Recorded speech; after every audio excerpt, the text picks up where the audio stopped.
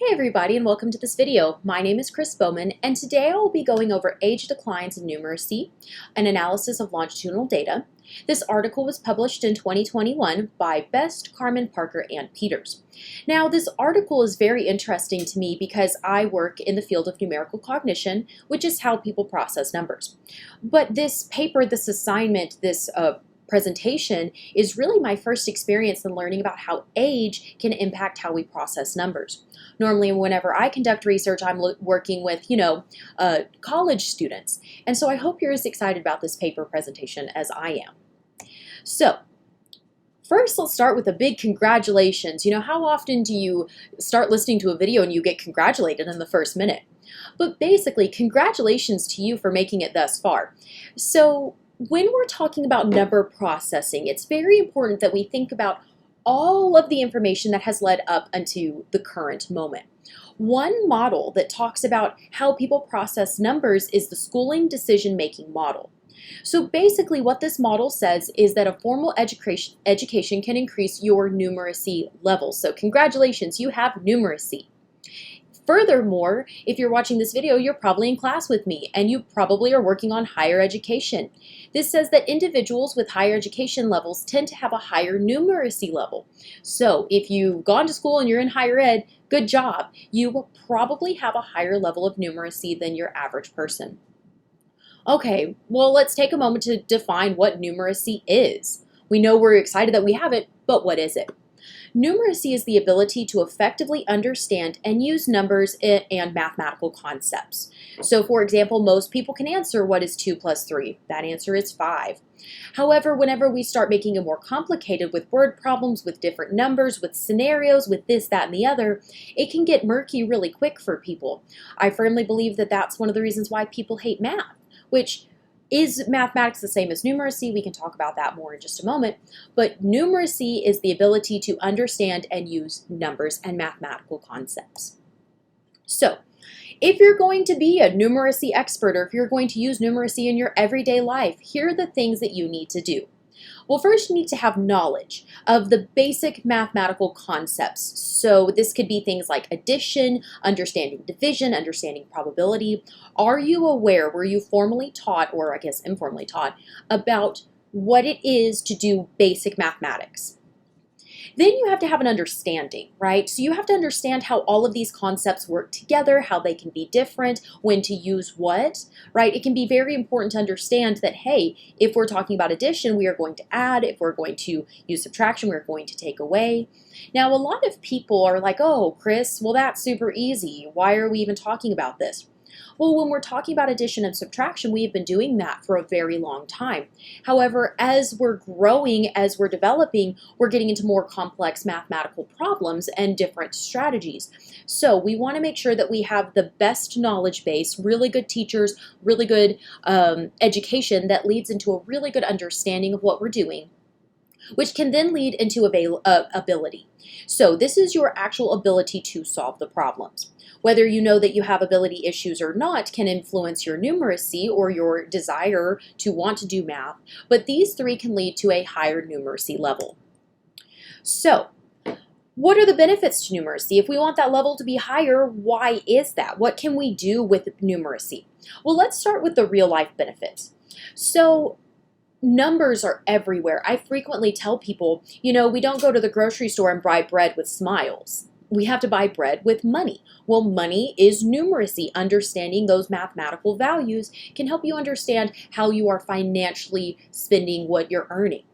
Next, we have health-related benefits. So that definitely ties into understanding financial-related benefits, but this can also relate to understanding your own health. A lot of times we have quantitative information to understand our health levels. So for example, cholesterol levels. You need to know the range of levels to understand where cholesterol-wise you are. And the next we have decision related. So you're going to be making constant decisions, whether it's how many classes you need to take, or if it's what to spend your money on or how to budget. You're going to change your decisions based on your understanding of numbers, or you could change your decisions. And we'll talk about that more throughout the process. But here's this chart to the left. This is purely a visual. These percentages are not ones that I want you to take and like hold as the truest. But what I want you to know is that researchers have found that higher numeracy is related to three main things: economic success, educational attainment, and better health. So whenever we're talking about creating a higher level of numeracy, we hope that you have better health conditions, we hope that you have more economic success, and we hope that you're able to achieve more educationally. So the authors, Best and colleagues in 2021 really took this article in a turn that I was not expecting, but I greatly appreciated. So they were talking about how numeracy and intelligence might have a deeper tie than, just, oh, well, if you can do math, you're smart, and if you can't do math, you're not smart. Instead, the authors were interested in what that looks like for fluid intelligence versus crystallized intelligence, which I found this to be a very interesting path. So basically, fluid intelligence, as we've learned in this class, is the ability to solve novel reasoning problems with little reliance on past experiences. Whereas crystallized intelligence is all about your past. Now, I have to be honest, I still get these two confused. So how I think of it is crystallized is the past, it's solid. You have this memory, you're going to carry it forward. It has crystallized in your past. It is a beautiful gem of a memory.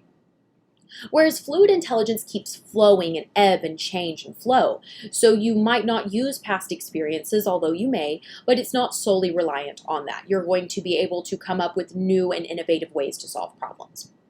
Now, the difference between these two when we're talking about age is that fluid intelligence is typically higher for younger adults, whereas crystallized intelligence remains stable throughout life. So naturally, we would expect that fluid intelligence will decline over time and crystallized intelligence would remain stable. So here are some of the natural questions from the paper. Some of these I created, some of them are in the paper, but basically, does the type of intelligence influence long-term numeracy? Ooh. So if you're more fluidly intelligent, does that influence your numeracy, your understanding of basic numbers, or is crystallized intelligence really the key role there? The next one is, do declines in fluid intelligence decrease performance? So over time, as we know that fluid intelligence is decreasing, does that mean that your performance is also decreasing? And then next we have, is there an effect of cohort or longitudinal studies? So basically what this is saying is there a generational effect, or is that over time numeracy is really decreasing? So that one isn't quite answered in this study, but that's a really great question for you to ask yourself. So is your mathematical ability, or lack thereof, or discomfort, or whatever there is that due to the cohort, the time period that you learned that, or over time you have lost mathematical abilities? So here's kind of the timeline of the paper. And so first in 2008, let me take a step back. I'm sorry, I kind of rushed through this. So numeracy and intelligence, that was kind of some of the main questions. Now this actual study here kind of followed a longitudinal timeline. It did, because they collected data from one time period to the next. And here's what that looks like. So they first collected data in 2008. And the participants were instructed to take this dietary supplements and numeracy scale. This has 17 items on it. So basically, back in 2008, the researchers mixed in questions from this scale with questions from another scale that weren't important to be able to divulge information from these 17 items. But they did not include what other questions they had asked. I added the hyperlink here in case anybody would like to see it, mostly because there are a ton of really cool questions and surveys that some of you might want to use in the future. Then move forward 11 years to 2019. These same participants, which notice I haven't talked about participants, I'll talk about that in just a moment. It was a little complicated, as it always is with longitudinal studies. But basically, they then in 2019 would take another scale or another survey that talked about current events. And this only had 8 items, and I've also included the link here. Feel free to click it. But basically, now we're in 2021, we're looking at the free paper, we're looking at the free data, and now we're going to look at these surveys as well. Let's take a look. So, participants, let's start here. Now, keep in mind that it's really hard to keep people engaged or have the desire to participate in a study that occurs 10 years apart, right, 11 years. So in 2008, the first original participants, there was an N of 1,302. Well, over time, they had 462 participants that dropped out. and they only had 840 people who were active. Now, what they did not explain very well is they didn't invite 169 participants, and I'm not still too sure why they did not, but 671 were still invited to participate. I would assume that this has to do maybe with health issues, or maybe financial issues, maybe a lack of contact, maybe no follow-up. But the overall story is that 671 people from this original 1,300 were invited to participate in the second scale. 144 participants chose not to participate, and that left us with a total of 527 participants that participated in both studies. So let's talk about some of the demographics. So first of all, I would like for us to look at the ages, right? So in 2008, we can see that most participants were 53 years old. But then in 2019, most of them were just about to be 64 years old, which makes sense, right? Because we have people growing in 10, 11 years. Notice how our standard deviation is the same. I think that's pretty important because we would want our standard deviation to be the same if there's the same participants, and if they weren't the same, I'd be far more concerned. But basically, then we have some numeracy scores, so overall mean scores of their numeracy ability. So we can see that it was 4.74 in 2008 and decreased to 4.5. So the natural question is, are these two means statistically different? Is there a difference between these? Well, we'll get more into that as we go on. But what I want us to look down here at table 1 is that notice how there are some factors here, right? So we have if they're married, we have about their income, we have education. But I want you to notice that it only talks about male. Now, I kind of did a disservice to you in the beginning of this presentation because I did not spend a lot of time on how males tend to have higher numeracy scores than females. Even though we had more female participants in the study than males, so you would take, what was that, 527 minus 244.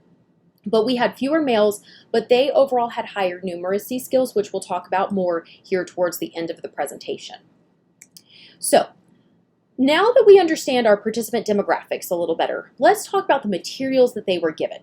So this is the measurement that would have been given to participants in 2008. So we can see that there's a numeracy scale about dietary supplements, right? Why the dietary supplements, I'm still not too sure, but basically we're testing numeracy scale. Maybe those are the extra questions that we weren't going to ask participants. I'm honestly not too sure. But anyways, so basically we have the big bucks lottery. The question in the context is for big bucks lottery.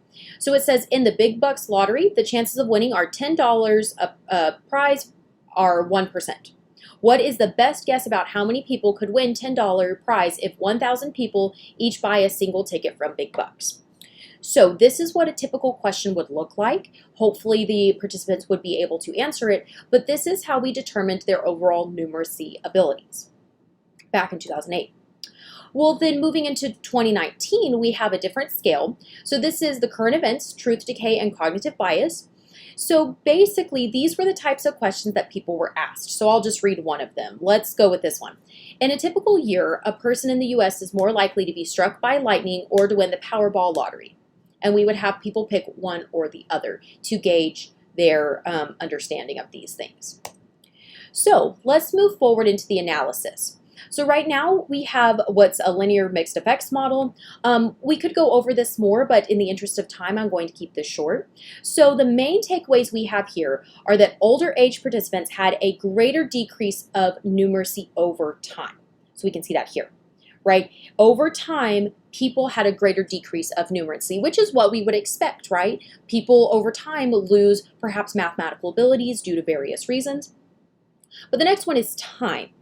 There is a negative interaction as time of survey increased. So we can see where we have, where is it? Age and years, education, income, married, age, intercept. So we can just overall see that as time goes on, there is a negative interaction for the survey.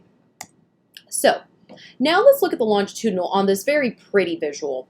So we can see that over time we have decrease, right, overall in numeracy. That's kind of what we expected to see. But then next, what's really interesting about the study are the ANCOVAs that were performed. So I wanted to include just a little visual to remind everybody what an ANCOVA was. But basically, we have error rates that are between groups and group differences that are within groups and some covariant that has some impact on the outcome of the data. An ANCOVA is similar to an ANOVA. There is just a covariate that can influence items. So here we have the effects of education and sex on numeracy. So we'll look at sex in just a moment, but this is just education. So notice how high school diploma or less, some college, graduate, and bachelor's. We can see a pretty steady flow of the numeracy abilities, right? Comparing high school diplomas to graduate degree, we can see that there are far higher numeracy scales. They're all over here together, and this is a significant effect. Next, let's talk about sex differences. So we have female versus male. We can notice that high school is in the red, associate's in green, bachelor's is in blue, and graduate is in purple. And we can see overall just the movement of. Now, there was a higher effect for males than females, which is interesting. But basically, notice that there's a lot of purple on here. They're all moving towards the same trend. We can see that females, the linear right here, isn't as close to the black bar, for example. So, and males tend to be closer together. So, some limitations to the study. Well, first of all, the data collection, right? There was only 17 questions asked in 2008 and 8 questions asked in 2019. So perhaps we didn't collect enough data in the longitudinal study. The actual measures themselves, are they actually getting to answer that we're looking for? Were they sophisticated enough to get to numeracy? Could we do different measures? Based on my overall impression from this article, it seems that there isn't a ton of research in this area, so perhaps more studies will be needed. And then finally, the sample. Perhaps there are some errors with the sample. For example, we had far more females than males. Ideally, we would like to have similar numbers in both. But here are our conclusions.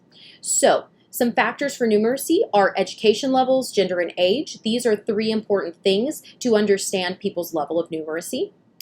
Here are some reasons why numeracy is important. So in the article, they mentioned the Medicare Part D health program, right? So whenever people are selecting what program healthcare-wise, understanding numeracy is super important. Understanding how to use the patient portal could be influenced by numeracy.